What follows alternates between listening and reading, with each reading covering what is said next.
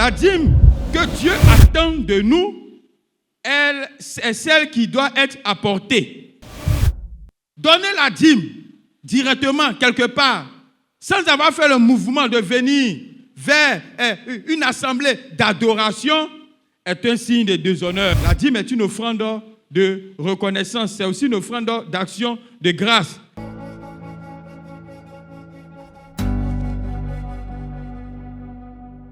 La dîme que Dieu attend de nous, elle, c'est celle qui doit être apportée.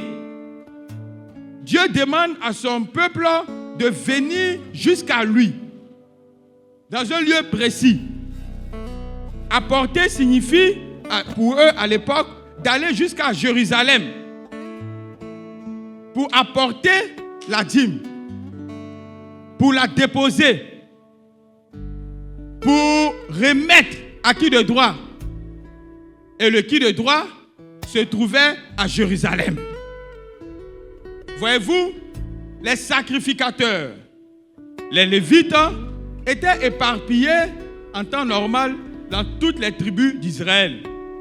Dieu leur a donné des villes typiques où ils devaient habiter. On appelle ces villes les villes lévitiques.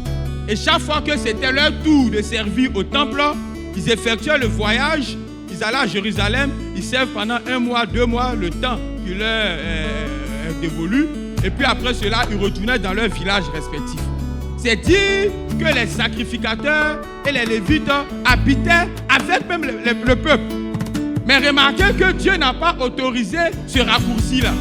Par exemple, moi j'habite Bethléem, il y a des Lévites qui habitent à côté de moi. Dieu n'a pas dit, donnez les dîmes à ceux-là qui habitent à côté de vous directement. Mais Dieu insiste pour dire, apportez, faites le voyage, faites le mouvement jusqu'à Jérusalem. Dieu n'autorise pas que sacrificateur soit-il ne reçoive une dîme en dehors du lieu où il est adoré. Le mouvement implique que nous respectons la personne vers qui nous allons faire le don. Donner la dîme directement quelque part, sans avoir fait le mouvement de venir vers une assemblée d'adoration, est un signe de déshonneur envers le Seigneur. Et si Dieu en parle, c'est parce que justement, à leur époque, comme à la nôtre, quelques-uns le faisaient certainement. Apporter signifie que je suis prêt. Depuis Jérusalem, depuis Bethléem, depuis Silo, depuis les différentes villes des tribus, ce n'est pas sur place. Plusieurs parmi nous ne s'apprêtent plus. Lorsque nous venons à l'église, qu'est-ce qui se passe? Souvent, c'est lorsqu'il y a le moment des offrandes, on commence à calculer, à improviser. Souvent même, les calculs ne sont pas très justes. Et puis bon, on vient donner quelque chose pour apaiser notre conscience.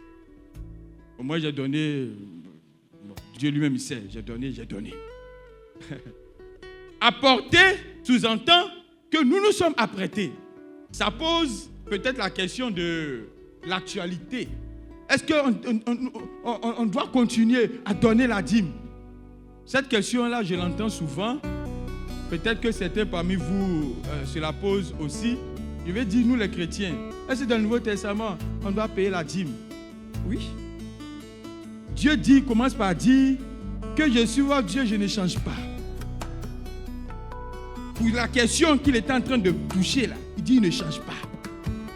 Ça veut dire que ce que je suis en train de vous dire au temps de Malachie, c'est depuis ce que j'ai commencé à vous dire au temps de vos pères. Ce sont des lois naturelles. Apporter est encore valable pour nous aujourd'hui. Jésus-Christ n'a pas remis en cause la dîme. C'est la façon de donner la dîme qu'il a critiquée au niveau des pharisiens. Mais en critiquant la forme, il n'a pas remis le fond en cause.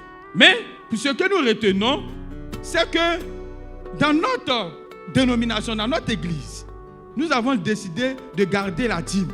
La dîme est une offrande de reconnaissance. C'est aussi une offrande d'action de grâce par rapport à ce que le Seigneur fait pour nous, par rapport à ce qui nous revient.